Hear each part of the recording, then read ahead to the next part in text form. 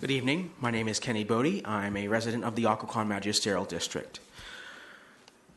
I wanted to first thank everyone who came out today on either side. It takes a lot of commitment to come out on a Tuesday night when there's a lot of things we'd rather be doing than being here, but this is something worth fighting for. That said, there were 17,480 approximate Muslims in Prince William County as of 2010. That was 2010. That was 7 years ago. Chances are it's a little bit higher than that now. According to Google Maps, there are only 5 places of worship in the entire county for Muslims to practice. None of those places are west of Hoadley Road.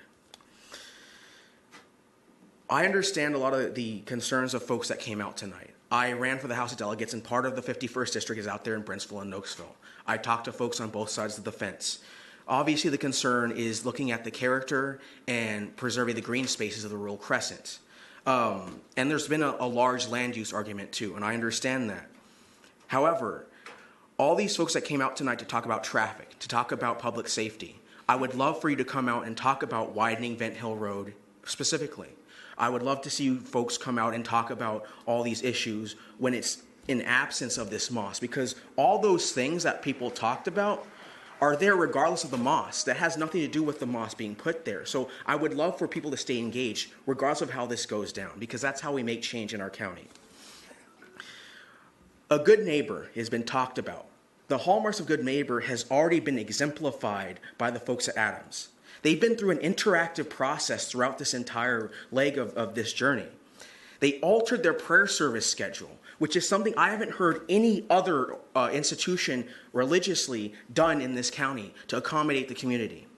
They increased their parking capacity when that was asked about, despite churches in the area having already problems with parking, and they haven't been asked to change their parking arrangement either.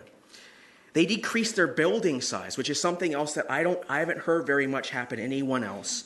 And finally, the whole septic issue. We know for a fact that a big issue here is traffic and the green spaces here. But if we put in a septic system, that causes deforestation. That's going to cause a massive amount of issue with the traffic. It's going to go in the wrong direction. So I would say this. We've tried to outreach. The folks at Adams outreach. For different folks in the Muslim community outreach the community, and they came to an agreement on how to move forward. So I would ask you to respect the right of religious practice of these folks. Allow them to have this, because if there is a special reason that everyone keeps citing, it's the fact that these folks have to commute so far to practice their religion.